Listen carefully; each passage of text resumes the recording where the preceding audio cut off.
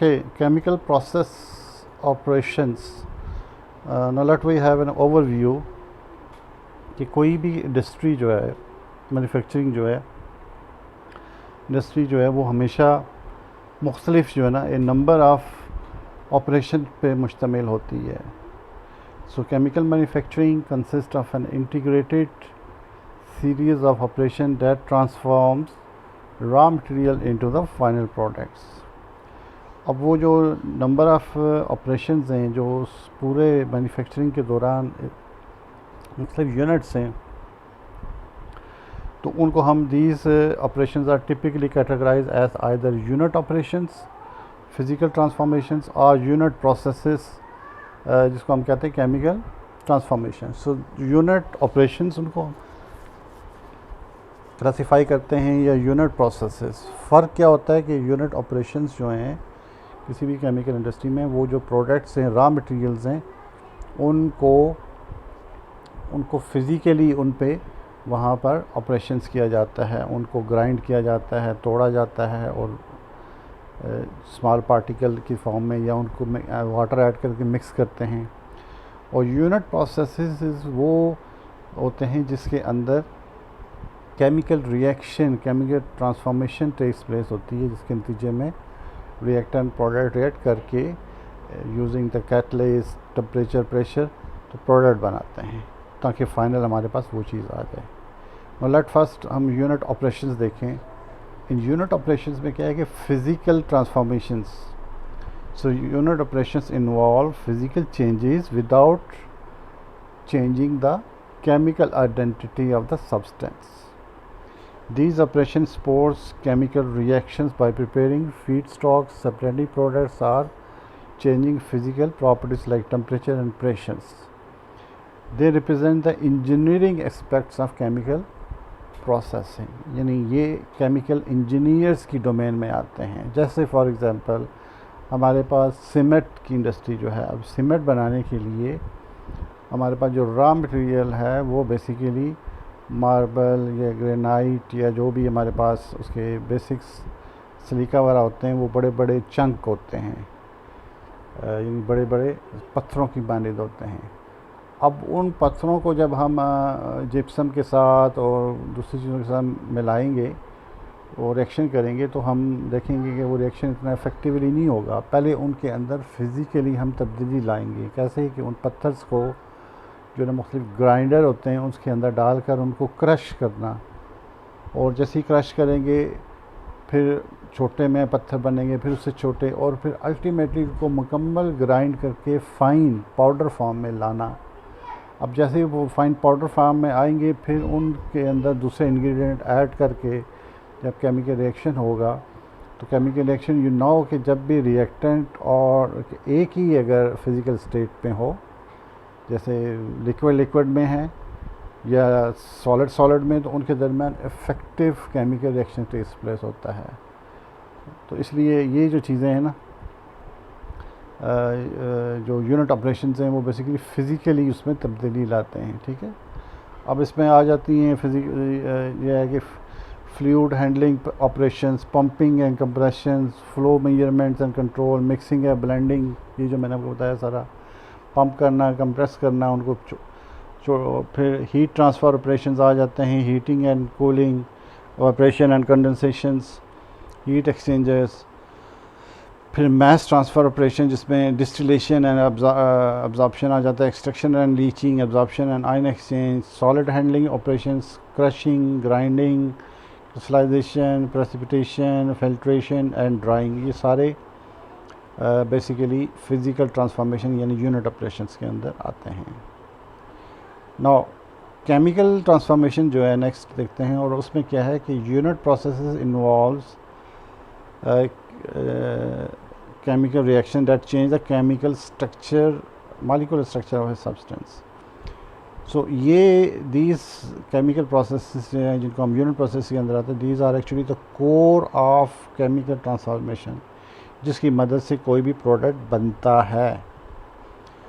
सो commercial industrial unit processes, जो common industrial unit processes हैं उसमें नाइट्रेशन है, जैसे आपको पता है नाइट्रेशन जो है इंट्रोडक्शन ऑफ नाइट्रो ग्रुप है, तो बेंजीन और वो जब हम रिएक्शन करेंगे तो नाइट्रेशन और नाइट्रोबेंजीन बनेगा। फिर हेलोजिनेशन है, सल्फोनेशन है, पॉलीमराइजेशन है, ऑक्सीडेशन है, रिडक्शन है। सो दीज केमिकल जितने भी ये रिएक्शंस हैं, these are actually unit processes को रिप्रेजेंट कर रहे होते हैं। So typical chemical processes combines multiple unit operations and processes in sequence to achieve the desired transformation. This is the actually domain of a chemist. So in fact the chemical manufacturing facilities integrate numerous unit operation processes into continuous products systems. ये तो यहाँ पर हम one by one कर रहे हैं, लेकिन वहाँ ये कंटिन्यूस 24 आवर जो ऑपरेशन चल रहे होते हैं डिफरेंट शिफ्ट्स के अंदर। उसके बाद industrial chemical processes definition and examples जो हमारे पास डिफरेंट हैं। तो एक तो है कि रॉ मटेरियल्स और basic building block of the product, ठीक है, carefully selected and prepared feed stocks that provides the molecular building block for the chemical transformation. फिर केमिकल प्रोसेसेस हैं control reactions condition that promote desired transformation while minimizing side reaction and waste. Separation and purification, physical method to isolate and refine the target products from the reaction mixture. और फिर finally finished products, mass material with specific properties, ठीक है, end to end applications। जैसे अभी हमने देखा था nitration, तो नाइट्रेशन में डेफिनेशन इसकी क्या आई है कि introduction of nitro group into the organic molecules using nitric acid with sulphuric acid catalyst. अब ये तो हम अमूमन बनाते हैं, लेकिन इसका जो यूज़ है वो TNT production, pharmaceutical, intermediate, dye manufacturing में होता है। और टेम्परेचर कंट्रोलर इसके लिए सबसे इम्पॉर्टेंट है 0 to 40 डिग्री और रेशो रिएक्शन, यानी रेशो का मतलब है कि नाइट्रोजन की जो सोर्स है नाइट्रो का और बेंजीन की जो मोलर कंसंट्रेशन है वो काफ़ी इम्पॉर्टेंट रोल प्ले करती है। सो एसिड रेशो और reaction time, this is the key parameter. Halogenation में आ जाता है उसी एतबार से replacement of hydrogen atom with halogen chlorine. अब ये हम क्यों बनाते हैं? पीवीसी प्रोटेक्शन है, फ्लेम रिटार्डेंट्स हैं, रेफ्रिजरेटर्स हैं, सॉल्वेंट्स हैं। तो इसमें कैटलिस्ट यूज़ होता है, लाइट एक्सपोजर है, टेम्परेचर है और हेलोजन रेशो इसके अंदर की पैरामीटर है। सल्फोनेशन फिर आ जाता है, और सल्फोनिक ग्रुप्स जब ऐड किए जाते हैं तो उसमें हम आमतौर पर डिटर्जेंट, डाई या फार्मास्यूटिकल में ये यूज़ करते हैं बेंजीन सल्फोनिक एसिड। इसके अंदर सल्फ्यूरिक एसिड की कंसंट्रेशन, टेम्परेचर और मिक्सिंग एफिशिएंसी जो है वो ज़्यादा रोल प्ले करती है। सो ये सारे जितने भी पैरामीटर्स हैं, let me we are here I think so yes. फिर पॉलीमराइजेशन में आ जाता है combining small molecules into long chain, जिसकी मदद से हम प्लास्टिक प्रोटेक्शन करते हैं, रबर्स, फाइबर, रेजन्स वगैरह। तो इसमें आमतौर पर जो की पैरामीटर्स इस रिएक्शन को कंट्रोल करते हैं वो initiators, concentration, temperature, pressure. Oxidation बहुत ज़्यादा कॉमन यूज़ होती है, एडिशन ऑफ ऑक्सीजन और रिमूवल ऑफ हाइड्रोजन और electrons. Ethylene oxide, formaldehyde, acetic acid protection में यूज़ होता है, और ये बहुत ज़्यादा इंपॉर्टेंट केमिकल्स हैं। फिर कैटलिस्ट सिलेक्शन है, ऑक्सीजन कंसंट्रेशन, ये इसके पैरामीटर्स हैं। Hydrogenation one very very common reaction जिससे हम मक्खन या घी वगैरह बनता है। तो ये मार्जिनल प्रोटेक्शन है, पेट्रोलियम रिफाइनरी या फार्मास्यूटिकल। तो इसमें हाइड्रोजन प्रेशर, कैटलिस्ट, डाई टेम्परेचर और एजिटेशन मीन कि उनकी मिक्सिंग जो है वो रोल प्ले करते हैं।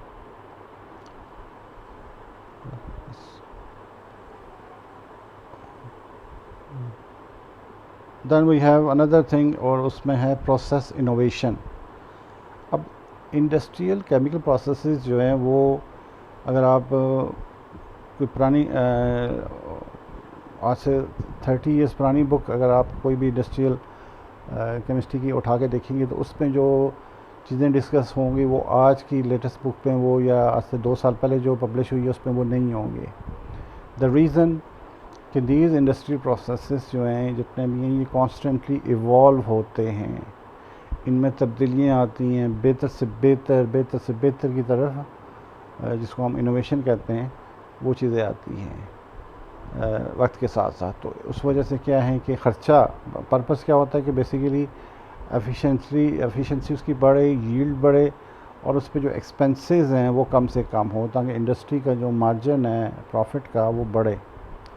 सो industrial chemical processes continuously evolve as company seek improved efficiency, sustainability and product quality. अब जो मॉडर्न इसके अंदर इनोवेशन है जिस पे ज़्यादा इसमें तब्दीलियाँ आ रही हैं, उसमें एक क्या है कि catalytic operations that operates under normal conditions, कि ऐसे ऐसे कैटलिस्ट बनाए जाएं जो कि रूम टेम्परेचर के ऊपर, नॉर्मल टेम्परेचर के ऊपर, ये लो टेम्परेचर पे वो रिएक्शन परफॉर्म कर सके। रादर कि एक रिएक्शन जो हम 800 पे कर रहे हैं और कैटलिस्ट यूज़ कर रहे हैं, उसी रिएक्शन को अगर हम बिलो 100 करें तो उससे देखें कि इंडस्ट्री को कितना फ़ायदा है कि 24 आवर्स उसने 800 डिग्री रिएक्शन जो है वो प्लांट रन करना है और इतने हीट लॉस होगी, इतने एक्सपेंसेस होंगे। अगर वही 100 पे या रूम टेम्परेचर वो रिएक्शन होता है और उसकी यील्ड भी अच्छी है, then they can go for there. So lot of work has been going on in this domain. फिर continuous flow chemistry as more precise control. Flow chemistry जो है वो बेसिकली क्या है कि आपके पास जितने भी प्रोसेसेस हैं केमिकल इंडस्ट्री के अंदर, जैसे ये डिस्टिलेशन है, सब्लिमेशन है, ये कंटिन्यूसली इनको इनके जो ऑपरेटर्स है उसको इवॉल्व किया जाए, मोस्ट एफिशिएंटली बनाया जाए और जिसमें लेस ह्यूमन हो इन्वॉल्व हों रादर दैन मोर ऑटोमेशन की तरफ जाएं। फिर ग्रीन केमिस्ट्री अप्रोचेस के बजाय केमिकल यूज़ करने के हम नेचुरली चीज़ें यूज़ करें। और process intensification that combine multiple steps, कि एक रिएक्शन जो हो रहा है जो केमिकल प्रोसेस वो 7 स्टेप्स में उसको हम ऑपरेशंस के कर रहे हैं, 1 2 3 4 4, तो बजाय 7 के वो अगर 3 में हो तो उससे हमें कितनी उसमें बचत है। So modern chemical plant feature highly automated reactor system that precisely control processes and physical and other optical parameters. तो आजकल वही बात है कि कंप्यूटराइज कंट्रोल, कंप्यूटर की मदद से और फिर एआई आया हुआ उसकी मदद से डिफरेंट चीज़ें इस्तेमाल करके तो वो रिएक्शन परफॉर्म करना। तो उसमें ये है कि एफिशिएंसी बढ़ जाती है और ह्यूमन का जो वहाँ पे रोल है वो थोड़ा सा कम हो जाता है। उसके बाद आगे कोई भी इंडस्ट्री है तो उसके अंदर मुख्तलिफ जो प्रोसेसेस हैं उनकी टाइप्स हैं, वो प्रोसेसेस अब वहाँ यहाँ केमिस्ट्री की लैब में हम केमिकल रिएक्शन का टर्म यूज़ करते हैं, ये केमिकल रिएक्शन कर लें, वो कर लें, बट वहाँ पर रिएक्शन नहीं, उनको प्रोसेस कहते हैं, ठीक है।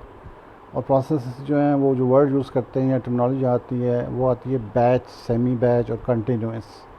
ये क्या हैं? सो chemical manufacturing employs 3 fundamental processes modes such as batch, semi batch and continuous। अब हर एक की अपनी अपनी जो है वो क्या है, मेरिट्स हैं, डीमेरिट्स हैं और इसके ऊपर जो कैपिटल इन्वेस्टमेंट है, कॉस्ट है, क्वालिटी ऑफ प्रोडक्ट है, वो हर एक की डिफरेंट है। कुछ ज़्यादा फ्लेक्सिबल हैं, कुछ कम फ्लेक्सिबल हैं, ठीक है। और ये इसकी जो है ना वो वेन डायग्राम है, ये बैच, फिर ये कंटिन्यूस, फिर शेयर्ड बैच है, फिर बैच शेयर्ड है, कंट्रोल। अब इसको हम ज़रा थोड़ा सा आगे देखते हैं कि बैच में एक्चुअली होता क्या है। No batch process basically in batch process all the reactants are changed into the vessel at the beginning. The reaction proceeds to completion and then the entire product mixture is removed. This sequence of charging, processing and discharging define the cyclical nature of the batch processes. Batch process जो है वो एक cyclical method है जिसमें हम क्या करते हैं कि जितने रिएक्टेंट्स हैं उनको एक वेसल में शुरू में डालते हैं, ठीक है, और उनके दरमियान क्या होता है, रिएक्शन होता है, वो कंप्लीट हो जाता है, फिर उसको हम फाइनली उस प्रोडक्ट को वहाँ से निकाल लेते हैं, ठीक है। निकाल कर फिर दूसरा डालते हैं उसके अंदर पीछे से, और वो जब होता है फिर उसको निकालते हैं। इस तरीके से ये चीज़ प्रोसेस जो है ना साइक्लिकल ये मूव चलता है। अब इसके जो स्टेप्स हैं वहाँ जो वर्ड यूज़ होते हैं वो चार्जिंग है। चार्जिंग मीन कि अब आप उसके अंदर चीज़ें ऐड करें रिएक्टेंट, फिर प्रोसेसिंग है और फिर डिस्चार्जिंग है जिससे रिमूवल आ जाता है। So advantages of batch processes की flexibility to produce multiple products in the same equipment, एक ही आपके पास equipment है उसी के अंदर ये चीज़ें हो रही हैं. Lower capital investment for small scale, simpler traceability and quality control, और better suited for complex recipe और frequently products जो इसके अंदर आते हैं. तो जो इसकी limitation है वो lower productivity due to downward between the batches and downtime. Productivity इसकी कम होती है. Batch to batch variation product quality. Some time ये होता है कि एक बैच आपने रन किया, उसमें प्रोडक्ट की यील्ड 60% आई, दूसरे में जो है वो 58 आ गई, 2% उसमें लेस हो गई. अब वो जो लेस हुई है वो साइड प्रोडक्ट हैं, उससे प्रोडक्ट की क्वालिटी जो है वो कंप्रोमाइज़ होती है. और फिर higher labour required for equipment operations. जितने बैचेस होंगे हर बैच के ऊपर 2-2, 1-1, 3-3 बंदे मामूल होंगे जिनका काम है एक का मिक्स चार्जिंग करना, दूसरे का प्रोसेसिंग करना, तीसरे का डिस्चार्ज करना. तो इस तरीके से कॉस्ट और बढ़ती है. तो अमूमन ये लेस एफिशिएंट है फॉर लार्ज स्केल प्रोडक्शन जो है ना स्केल कंसिस्टेंट प्रोडक्शन. उसके बाद आता है जी सेमी बैच प्रोसेसेस. तो ये इसमें कंटिन्यूस और जो बैच के दरमियान की जो स्टेज है, पहले हम कंटिन्यूस देख लेते हैं कि कंटिन्यूस में क्या है. तो in continuous process reactants are continuously feed into the system while products are continuously withdrawn. तो ये एक उससे ज़्यादा है कि जैसे ही वो पीछे से रिएक्टेंट आ रहे हैं, मुसलसल रिएक्शन हो रहा है और प्रोडक्ट बन रहे हैं, फ़ौरन उनको रिमूव किया जाता है. लेकिन वहाँ पर हम आगे देखेंगे तो इसमें लेबर नहीं होती, ये एक ऑटोमेशन सिस्टम होता है, कंप्यूटर के ज़रिए इसको ऑपरेट किया जाता है. So these processes operate at steady rates, maintaining consistent conditions throughout the operation. Advantage of continuous इसके जो फ़ायदे हैं वो बिल्कुल उसके अपोजिट हैं बैच के. High productivity, equipment utilization, consistent product quality, lower labour है, बेटर एनर्जी एफिशिएंसी है, reduce inventory of hazardous material है इसके अंदर जो है. तो ये जो है ना बेसिकली हमारे पास कंटिन्यूस प्रोसेस आ जाते हैं. अभी जो सेमी बैच है, सेमी बैच और या जिसको semi continuous processes begin with some reactant in the vessels while others are added gradually during the reactions. This approach combine element of both batch and continuous processes. तो इसमें कुछ physically किया जाता है, बाकी जो यानी चार्जिंग जो है फिज़िकली कर ली, आगे वाले जो प्रोसेसेस हैं उनका दरमियान रिएक्शन करना और वहाँ से रिमूव करना वो कंटिन्यूस प्रोसेस के ज़रिए करना. तो इससे improved control of highly exothermic reaction by controlling addition rates. जो एक्सोथर्मिक रिएक्शंस होते हैं उनके लिए, क्योंकि वो कंटिन्यूस उनके लिए सूटेबल नहीं है. कंटिन्यूस में तो ज़ाहिर है हीट ज़्यादा इवॉल्व होगी, फिर हमें हीट रिमूव करने के लिए ख़र्चा करना पड़ेगा इंडस्ट्री में. तो इसलिए उसमें मैनुअली उसमें रिएक्टेंट डाले जाते हैं कि डालें, मिक्स किया और फिर रिएक्शन हुआ, वो जब फिनिश हुआ फिर और डालें. Enhanced selectivity or ability to manage reaction where stoichiometry must be carefully controlled. So these are the different batch processes जो कि हमारे पास किसी भी इंडस्ट्री के अंदर होते हैं. कंटिन्यूस बैच प्रोसेसेस हैं, कंटिन्यूस है, सेमी कंटिन्यूस है. तो आमतौर पर ज़्यादा जो इंडस्ट्री हैं वो बैच प्रोसेस को प्रेफर करती हैं क्योंकि ये मैनुअली होता है, उनको लेबर. लेकिन फिर थोड़े अरसे बाद उनको जब पता चलता है कि ये इसमें ख़र्चा ज़्यादा आ रहा है, then they go for automation की तरफ जो है ना वो इवॉल्व चीज़ें होती हैं. So this is the second जो हमारे पास थी, ये जो हमने इसको देखी है कि जी कौन से रिएक्शन टाइप्स हैं, प्रोसेसेस हैं, उनकी क्या एफिशिएंसी है इंडस्ट्री में. और नेक्स्ट में हम इंशाल्लाह जो है अभी इसी का जो थर्ड पार्ट है रिएक्टर टाइप्स और ऑपरेशन जो है वो अब हम नेक्स्ट में इसको हम देखेंगे. So if you have any question ask me in a group.